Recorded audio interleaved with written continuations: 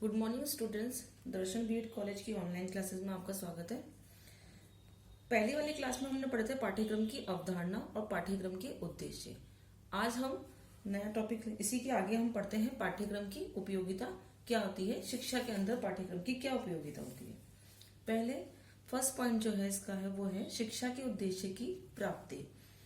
शिक्षा व्यवस्था पाठ्यक्रम पर भी आधारित होती है। जब तक पाठ्यक्रम का सही नियोजन नहीं किया जाता तब तक शिक्षा के उद्देश्य की प्राप्ति संभव नहीं है।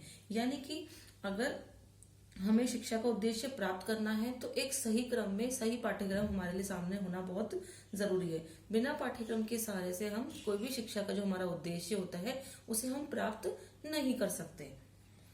सेकंड है शिक्षा प्रक्रिया का व्यवस्थीकरण।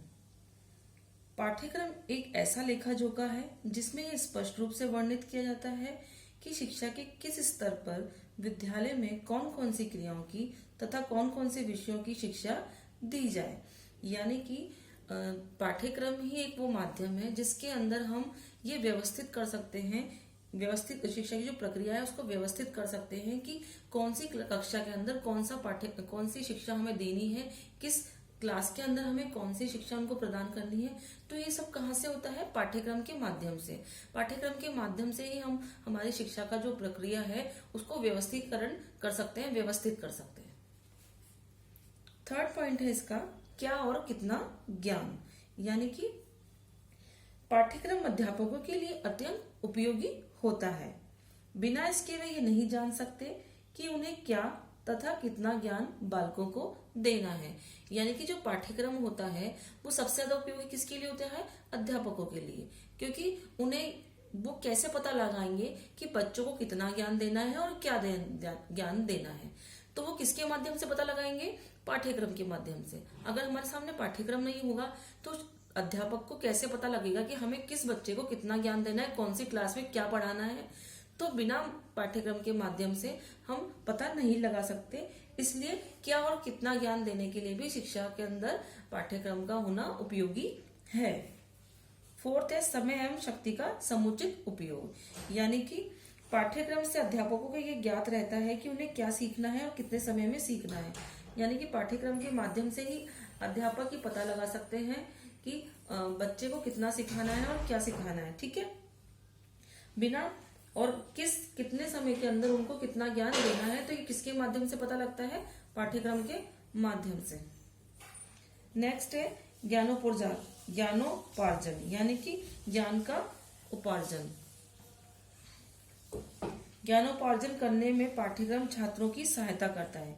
यही सही है कि ज्ञान एक है परंतु मानव ने अपनी सुविधा के लिए उसके अनेक भाग कर लिए हैं, जैसे साहित्य, गणित, विज्ञान एवं सामाजिक विषय आदि। नेक्स्ट इसका जो पॉइंट है वो है पाठ्य पुस्तकों का निर्माण। यानी कि जो पाठ्य पुस्तकों का निर्माण होता है वो किसके माध्यम से होता है? पाठ्यक्रम के माध्यम से पाठ्य पुस्तकों का निर्माण किया जाता है। पाठ्यक्रम के आधार पर ही पाठ्य पुस्तकों की रचना की जाती है। पाठ्य पुस्तकों में वही सामग्री रखी जाती है जो किसी स्तर के पाठ्यक्रम के अनुकूल हो।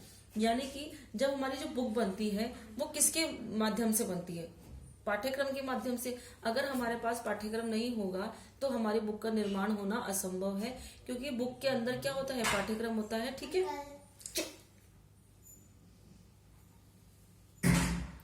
मूल्यांकन में सरलता।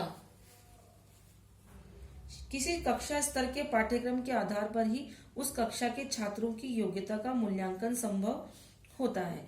यानी कि किसी बच्चे का अगर हमें मूल्यांकन करना है तो उसके लिए भी हमें पाठ्यक्रम की उपयोगिता जरूरी है।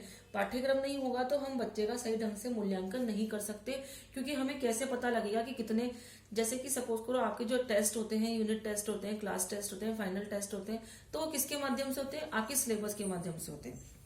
ठीक है, तो बिना सिलेबस, बिना आपके पाठ्यक्रम के आप उस बच्चे का मूल्यांकन नहीं कर सकते। इसलिए शिक्षा के अंदर पाठ्यक्रम का होना बहुत उपयोगी होता है। नेक्स्ट जो पॉइंट है इसका 8 पॉइंट है वो नागरिकों का निर्माण है। यानी कि शिक्षा का उद्देश्य उपयोगी एवं आदर्श नागरिकों का निर्माण करना है। आदर्श एवं उपयोगी नागरिक वही है जिसकी शक्तियां पूर्ण रूप से विकसित हो, जो कानून का पालन करे, न्याय कानून आचरण करे और जिसके स्वतंत्र चिंतन और निर्माण की शक्तियां विद्यमान हो।